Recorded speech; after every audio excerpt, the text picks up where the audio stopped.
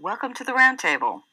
Keep your friends close and your enemies closer, said Michael Corleone in The Godfather, and probably someone well before him. But what about frenemies? Those people who seem to be your friend but often act like your enemy.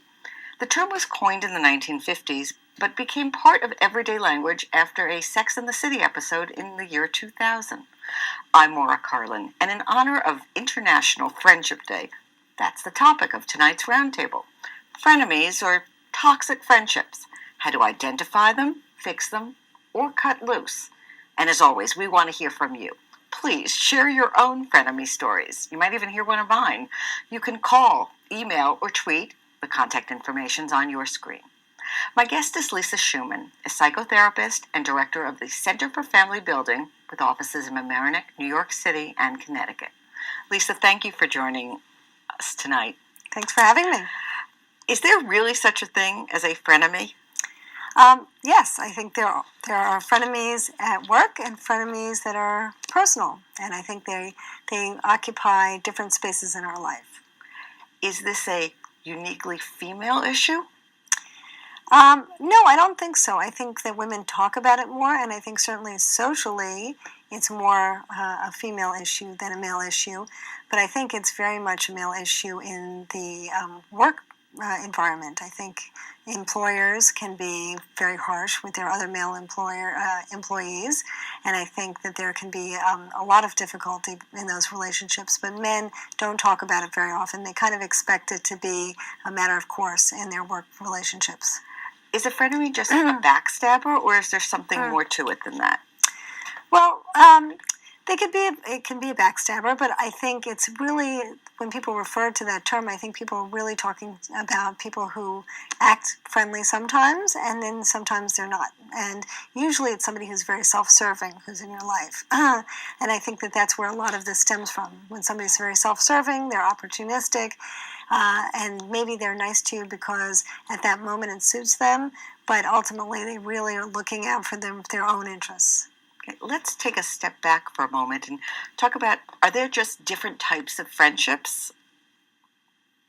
Yeah, I think there are, and I think it's good to look at it that way, actually. I think it's most helpful to think about your friends in different ways. Many people feel that their friends or their romantic partners should fulfill every role in their life, and I think that that's very unreasonable to consider that one person's going to be everything to you. You may have a friend who goes to the movies with you, another friend that you're friendly with from college, somebody that you like to talk to about work, somebody you want to hang out with at the gym, and that's okay to have different types of friends who play different roles in your life. Can you have more than one BFF or best friend forever? Sure. Certainly more than one BFF in general, and then also more than one BFF in different parts of your life. You may have your best college friend and your best friend from high school and your BFF in your neighborhood. We actually have a question. How do friends change, or do they change as you get older? Well, I think that friendships that last a long time, more than a decade, usually are pretty solid. And people, I think, as they get older, are much more forgiving than people who are younger and maybe a little bit more critical of each other. In these friendships, and particularly the longer ones, do they ebb and flow much like any other relationship? There are good times and less good times? Sure. I think that there are ebbs and flows. But again, the older friendships, I think people are more forgiving about limitations in relationships. People tend to let go of the small stuff as they mature. What are the signs of a bad friendship? Well, I guess it depends what you're really looking for. But if someone is not treating you well, I think that's a bad friendship. Is it an objective standard of not being treated well, or because you might be overly sensitive or have unrealistic expectations? Well, I think that if it's true, you want to think about what's reasonable to expect in a friendship. And if your friends are kind to you and they're considerate, that's the most important thing. So let's say the friendship isn't making you happy or satisfied. How do you know when to end it or try to fix it? That's a good question. I think, again, the more mature we are, the more reasonable we can be about what to expect from a friendship. It's reasonable to expect a friend is going to be kind to us, but again, everybody has their limitations. And maybe we need to look at our friends differently. It may not be an all or nothing circumstance where a friend is a best friend or no friend. Maybe we have to readjust our ideas about that friend. So maybe somebody we would like to be a best friend maybe is not really capable of being a best friend, but maybe they're still fun to go to the gym with. Or maybe recognize that that friend may have things going on in their life. Mm-hmm. Yes. We actually have another question emailed in. Okay. How often do you think you have to reach out to old friends in order to keep up the relationship? Is there a, amount of contact? Yeah.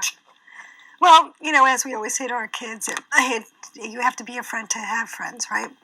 And so it is important to try and stay in touch with friends if we can.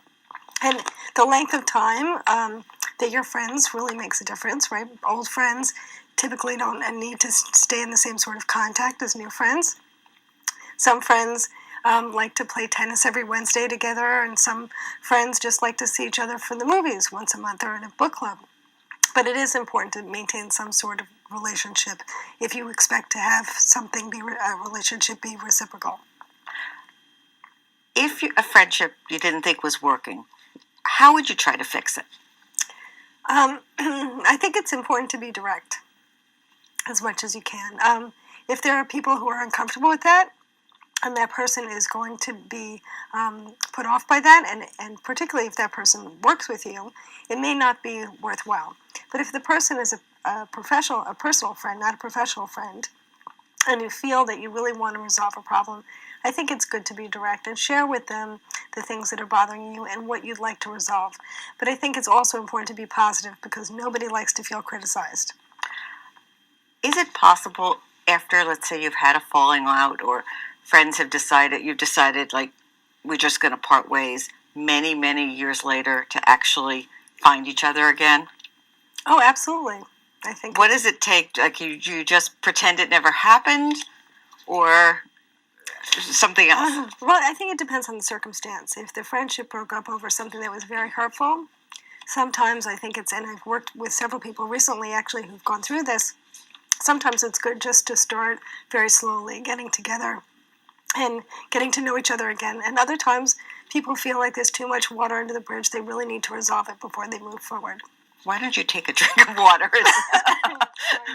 I'm being a friend. Thank you. Let's take it to the work environment, this concept of frenemies or toxic relationships, because as you said before, you don't really have the option to opt out.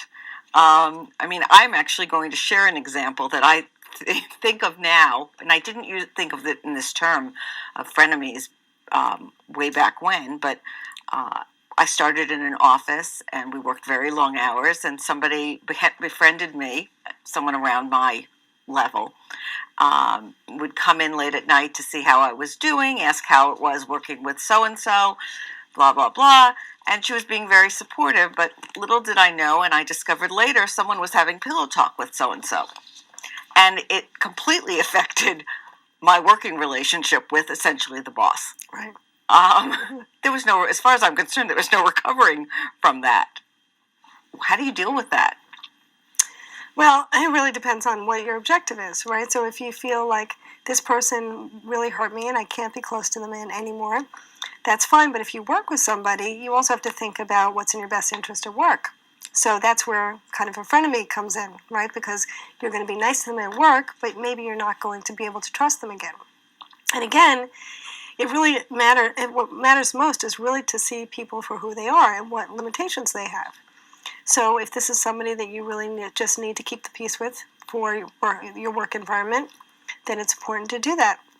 If somebody that you're close friends with hurts you and you feel like I can't trust them anymore, but they're part of my social circle, well, maybe that's a person that you just see when you're out with your friends. But again, I think it's most important to be reasonable about it and to have realistic expectations about what limitations people have.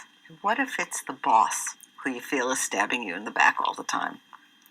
Well, sometimes you have to think, is this worth my effort to be in this job? Do I really want to keep this job, or is it so toxic that it would be better for me to change careers or move to a different position within the firm. I actually have, we got some emails earlier with some interesting questions about friendship generally. Is there a magic number of friends you should have in a healthy lifestyle? I like to say, and it's very cliche, but if you can count your closest friends on one hand, you're very lucky. If you have 5 friends that you really care about, you're a lucky person. I think it's very hard to have people in your life who you enjoy, and also with whom you can have a good experience, and you also can trust them. That is hard fought for in life, and doesn't happen too often. So if you have 4 or 5 of those, you're pretty lucky. And as you get older, is it harder to make friends? Much harder. Why? Well, I think our priorities shift, right? Because very often we have partners and we have children, and so our focus is not on our friendships as much. And we also don't really have that amount of time to nurture a friendship, right? When you're in high school or college, you have all this downtime to really spend with your friend, to have that real quality time of just kind of palling around that you really don't have as much when you're older. I've heard about older people, and I say older, I mean, let's say 50s and up. Mm-hmm. Whether that's older or not, No. different question, where they don't really have friends, their time is spent with their families. Is that okay? Like, should you have friends outside of your family? I think it's helpful to have friends outside of your family. I think it's helpful and healthy for everyone to do that. Some people choose not to. Their whole life is their family, and that's their personal choice. But I think it is healthy to have friendships. I think it's healthy for people to expand their lives beyond the circle that they are living in. We actually have more emails. Oh. So, are you a bad friend if you cut people from your life because they're in a different stage of their life? For example, friends who get married, but how do they deal with the ones who are single, or vice versa, or when some are having children and others aren't? Mm-hmm. Well, again, if we go back to this idea of trying to be reasonable about our limitations in relationships, and that we're not going to make every friend our best friend, then we can easily say, well, maybe it's okay to have some new friends and some old friends. Maybe it's okay to have some friends that are married, some friends who are single, some friends who have kids, some friends who don't. Those are the people that we really care about. If we don't care about them as much, then maybe our less important friends will be the people in our kids' playgroup, or our spouse's friends. Okay. What, if anything, do you think is the effect of social media on friendships and frenemies? Social media is very difficult. Even texting is very difficult because there's a lot of room for misunderstanding, a lot of room for hurt feelings. On the other hand, the benefit of social media right now is that people are able to reunite with old friendships that they would have maybe never been able to do if there wasn't any social media. I also see with my kids going off to college, they're like in touch as if they never separated, whereas when I went to college, we were gone. Right. And it's very different. So they do have this bigger network that they hold on to. Yes. But will it last? It may or may not. And those of us, who may have lost that, can also reconnect with those people from high school because we have social media now. So that's the benefit of it. One of the things that I'm hearing about and even seeing on social media is that issues of the day or the elections are causing some issues with friendships in real life and again on social media. Is this a case where you'd advise just don't discuss politics, or is there something else we can do? Yes. Well, going back to the point I mentioned before, no one likes to feel criticized, right? And so, again, when we start to talk about politics, there's always the room for hurt feelings. People can easily feel criticized because we have a judgment about their interest, their political parties, whatever the political party is doing at the time. And certainly now, our political parties are so polarized, right? And all the media around both of them is so polarized that it's very easy for people to fight about it if they bring it up. So I definitely suggest it's better not to talk about it. Okay. And is it easier? Sorry, there is a question, another one emailed in. Okay. And how do you proceed if you want to break up with a longtime friend? It's sort of funny to think of it as breaking up with a friend, but how would one do it? Do you just ghost them, which would be disappearing? Well, I think that probably is the best way to do it. So there's no hurt feelings, or fewer hurt feelings. Just try to limit your friendship more and more over time if you really feel that it's important to let go of that friend. As in tapering down, Yes. or just disappear? Tapering down. So that they get the message slowly. Yeah. And then if they want to confront you, they can? Yes, absolutely. And they can confront you, or if you want to have a conversation about it, you can. But if you really feel that you don't want to be in touch with them, you can start to taper the relationship down.